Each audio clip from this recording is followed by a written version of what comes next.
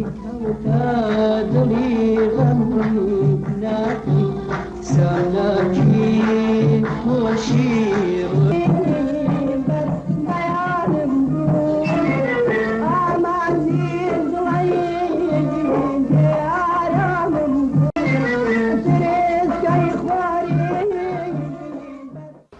سالار سالار چی بووە؟ ئەوڕۆ پێش نیوڕانێ باوکی سالار هاتە لام ئەمنیش وعدم لە بۆ سالم زێرنگرینا لە بۆ مەسەلەکەی تو گوتم قەولم بەوی داوە و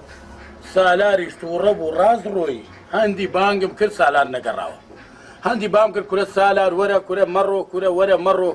نەگەڕاوە ئێ سالار ئەتو ئەوەندە لە مێژە لە کنە من ئیش دەکەی لۆ قسە نەدەکرد لۆ دوو قسە لەگە من نەدەکرد لەسەر ئەو مەوزوعەی ئەمنیش چ بکەم نازانم سالاری لە چێ ببینمەوە سالار ڕۆی وەختە لە شەق ببەم نازانم کەسم بەدەست ناکەوی هەر یەکەچی بینم لە جێویش ئیشکەم وەچیوی نابیتن تازە ئەم شاگردەشی وهام بەدەست ناکەوتەوە ئەو کوڕە لە دەستم چوو ڕۆی نازانم چ بکەم نێرگەس حەلەکم لۆ ببینەوە زۆر خەمبارم بەڕاست باوکە ئەو ڕۆژە خۆی هاوبەلاموتی من بەختم لە هەموو شتێکا ڕەشە تەنها لە شووتیا سپیە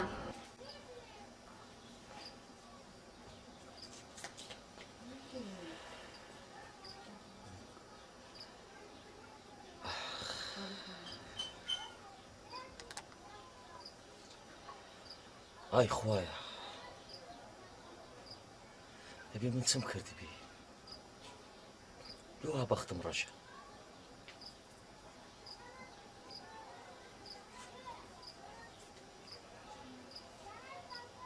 ئاخ سالم زێرەنگرچت لە من کرد ئاخ سالم زێرەنگرچت لە من کرد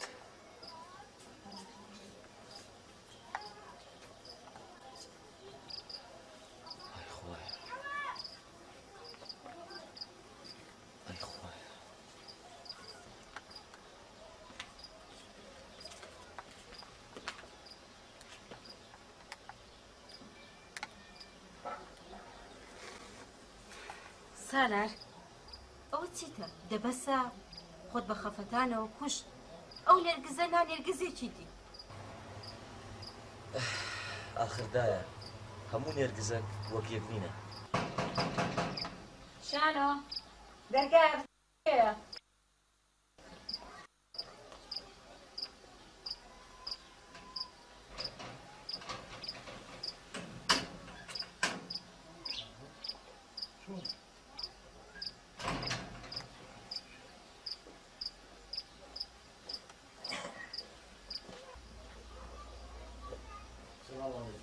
عليكم السلام ورحمة الله وبركاته.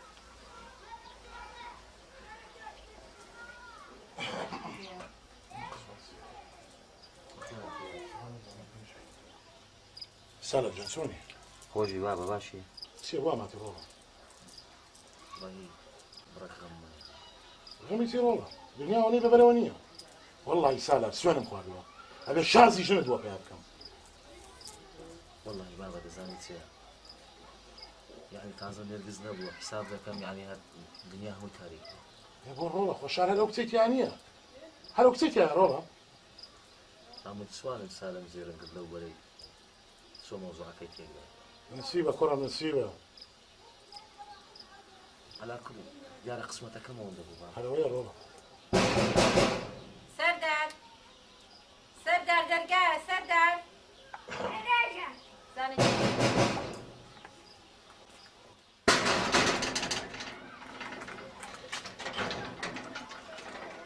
شلونی سەردار؟ کێ لە ماڵە؟ وەڵا هەموومان لە ماڵن.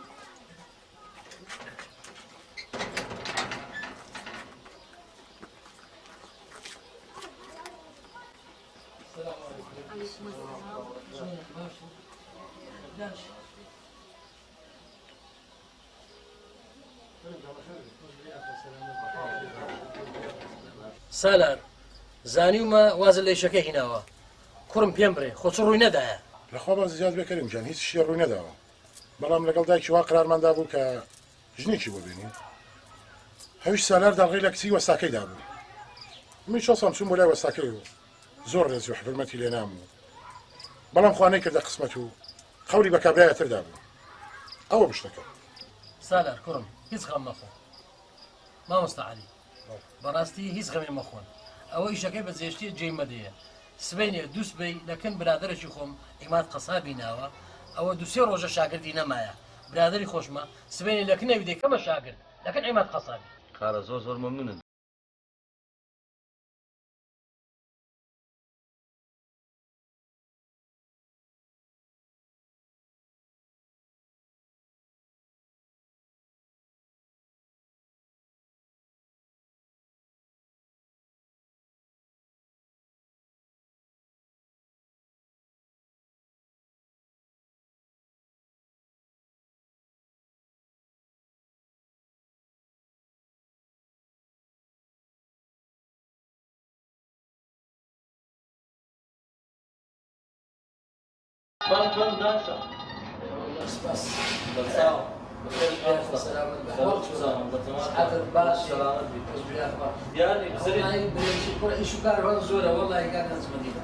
ئەرێ عیمادی برات کووە وڵا باشە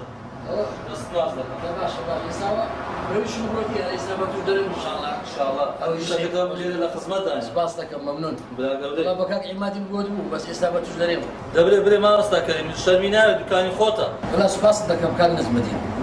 ئیشی ئەو جارەم تایبەتە بەزانی ئەو ساتیمە بەڕاستی ئەوی ڕۆژی بە کاک عیمادی براشتم گوت بەڵێ گوتم خوارزایەکم هەیە دەمەوێت بێت ئێرە ئیشی بکە بیکەنە شاگردێک نەخۆتان هەر دەمەچی هینات هەموو لە خزمەتدا ئەمە برا گەورەی سپاس دەکەم مەمنون زۆر مەمنون ڕێستێ مامۆستا سپاس وەڵاهی بەس ئەوی شەمە بوو ئەو خوارزایەکەم بێ ئیشە گوتمە لێرە لە خۆتان بیکەنە شاگرد مامۆستا کەریم مادام خوارزایتەوە خوارزای مەشا حەز دەکەیت با لە سبەینە ڕابێتن ئەمە خزمەتی دەکەین برا گەورەی سپاس دەکەم مەمنون کار نەزمن سپاس هەردووتان دەکەم ڕێستێ دوکانی خۆتە بەڕاستی برادری دڵسۆزم زۆر دووساوە هەر دەمەچی هاتیش لە خزمەتدا ئەمە برا گەورەی دوکانی خۆتە مەمنون سپاس باشە کار نەزمەدین نێوە کاک عیمان دەچێە هەر کاکیمان چتە قەسابخانەی بە هەندێک گۆشت لۆدانێ سپاس مەمنون ناوەڵا بارە وزارە چکەی وا گەورەیە وزار چکەی دێمەوە بەس عەزم لێ وەڵا عیمادی دێت بەس زەویەوە نەمدیت وڵایەوە چتە قەسابخانەی خەینا کەجار چکەی دێمەوە ئینشاءالله باشە هەر دەستێەوە ئەرێ وەڵا مەمنون سەرچاوە دوکانی خۆتە زۆر مەمنون خێر بێ سەرچاوە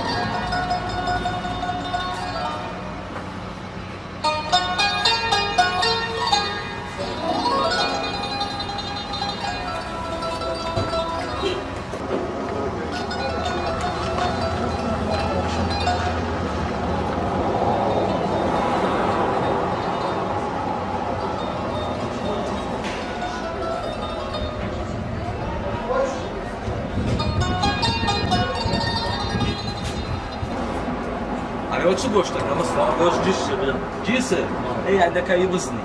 بابا أنا بلا جيش جدالة بزني جيش كبزن هذه فرخي وين راسك لو فرق أنت هدو شهر بزني أنا بابا فوق بيوجني بلا جيسك كبي وجني يعني بزن بي وجني جيسك بي وجني وين راسك هو زارة شيء قصابة من يزاني قادر هو أما كل إذا أبغى بنزل شيء اللي بقوشتك إذا أنا بلو كامل شيء كل بيك بابا أنا لا أدري أين هذا هذا هو يستطيع أن يذكر الدنيا أو نربك كانوا لا هو يسكت على الدنيا جيسك جدا أو نربك ولا والله يأكل بعمر السلام عليكم حفتك هيدا مقوش ذاك وين كان حفتك ولا برا ما حفتك ناقل يدريش لك أو ناقل تازة فيرة تاتيم ذاك على قصاني هذه سوا بس سرسام نربك ده سرسام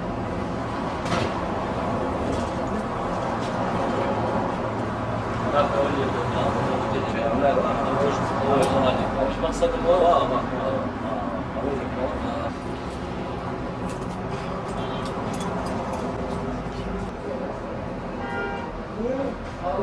هذا سؤال يا زي يكسر لك ما صادق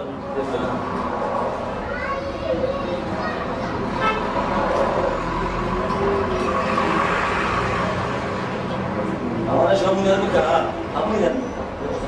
أقول بس شاكا صاحبي تيوانا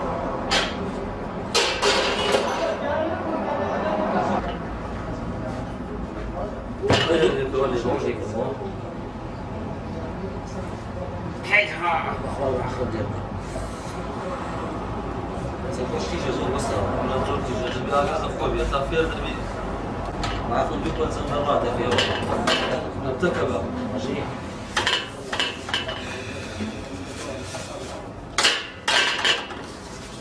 بس باور ذهبي يقول كبحياة تقول شوان نكر يا أبو سيد هذا هو شوان يا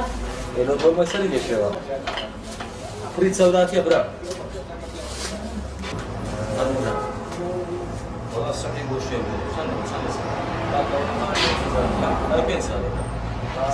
بزيادة بزيادة بزيادة بس أبغى أقول شيء ترى في ساعات كل شيء ولا هذا الصابون أي باش ساعة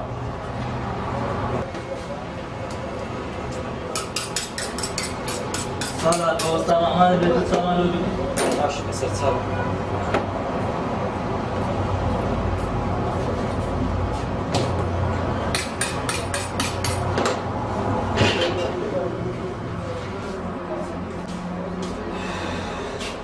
قلت يا كذا نازل مشغول بأي شيء قلت يا كذا بشغلتك كذا لعبة قدامي هذا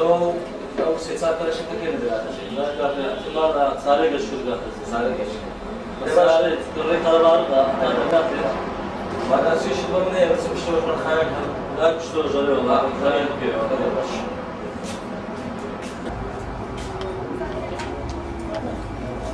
بس تعرف بشتغل شو ميتها خارج كذا زور بدم بس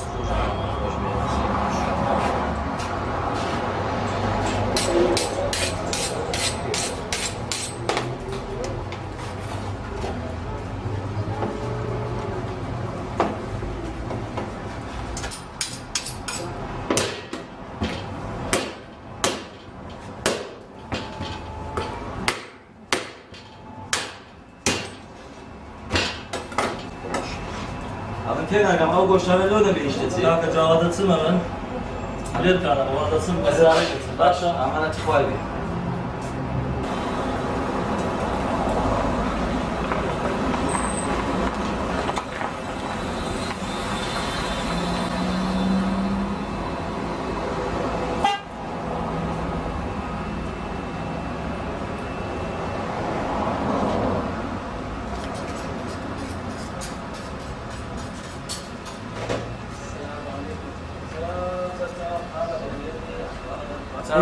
ماشي أحوالك سلام ولا شو ولا خذنا من ده هم قلبهم ولا تصوراتي شوري سلام بخير ماشي شو بين إنسان يكسيت ده والله هجنا أخوهم بعد زلمة سيشلو قشتي جوان ولا بتشرب سيشلو قشتي جوان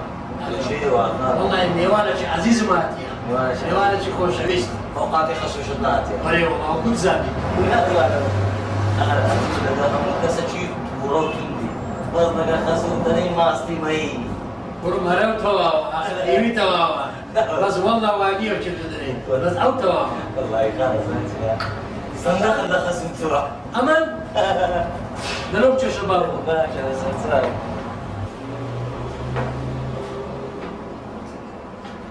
الله. والله يخالف زانيت يا. وجه حقوت 3 كيلو أبن زاني لبو خسوته حي يكسر وسكي هذا هو تشاغر دي هو هذه هو أو يوسطات الدنيا بابا أنا بارس أحسن مني خلاص يبغى زارك أحسن من خالد والله خالد شو ها خسرت خل سلام يعني يبقى شو شيل السلام الله سلام حق إخواني صندوق خير خسوت صندوق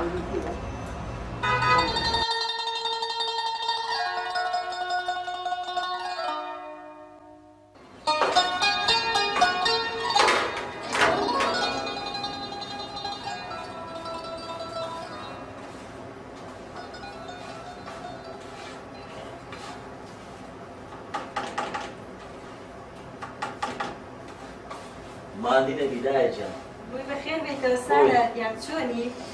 کردیتەوە خۆشحاڵیم لەو کوڕی خۆم سوود کردیتەوە ئەوەش بامێیە دەزانم سالاری کوڕم حەزی لێیە والله هەلا ڕێی بووم لە فقی خۆم دەمەوە کە داکەم ئەو ڕۆکەشی وەکی زۆر زۆر نازاری لێنایە داکت بە میوانت بێ کوڕم خۆشیدایە خۆش بەخێر لێیە برێت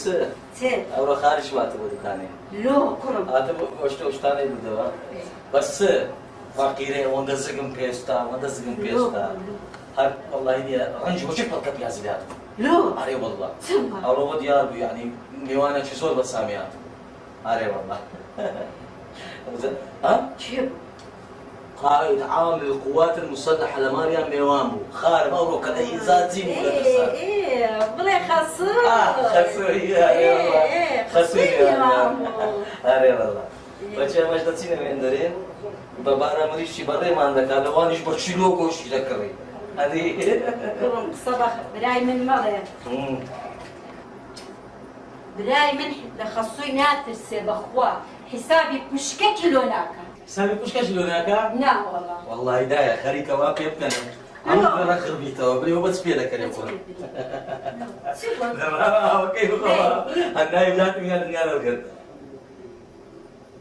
باش هذه 6 كيلو او يقولش له بتصبو هالخريب ورانا شي بابا قران بزاره شي دەبڕۆ لای دەبڕۆ دەبڕۆ لای بەشیوەکەم نەسووتێ موضوعك مهم جماعه بابيت بلي چێ باش ما جاتينا ندير ببارا مريش شي بري ما عندك هذا قد سايبه يعني ئەدوو هەر قسەی بە خاڵت بڵێ خاڵی خۆ سووکە باشا نانا كريس داني مرد باشە دەبڕۆ دانیشە دەی دەبڕۆ ئازم لێ بێنە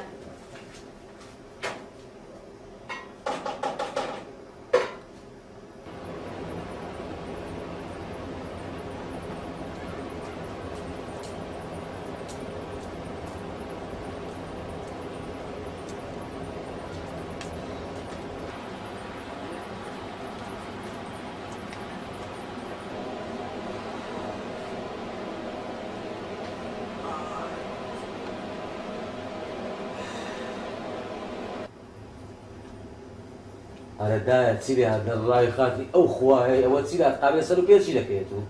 دەڕاوەستە کوڕم دەڕاوەستە پەلەت چییە؟ أي بابا رو چیوە؟ زاري برنز بروتي حتى قول يعني أنا ما نزلش عندنا يا ێ کوڕم زۆر جارێ دە پەلەت چییە جارێ بژار إكسي والله زور دورنا دقتي بقرآن چی دەوە مقصد دور زورنا دقتي لەکوێ؟ لأنا وزقن دنيا أستا غير مورا هەندت برسیە؟ أي والله دبرك زوج زود السبب ده شبكات هەرێ وتەکە على سیە کاکە سالە هاتە دەوەچی تانەوە ئەرێ تۆ لەکوێ پیاوەکە؟ ئەوە نەوتی دانیش وەختە بەخێن وتەکانە کاتە ماڵەکەیەوەدی لێدە دەوەرە دانیشە؟ دانیشتی چی چیتان وایە دەوەرە دانیشە بزانت چییە؟ هذا زانيت يا ها ودي سعادة أبي لي داش فهشت برنزك لنا هەدی گوڵ بێ کاتە خۆکارە ناچی بێ دي ما بس الله أكبر أنا ما كان والله والله إنسان حيوان ما كشي توا خواستان يا أخو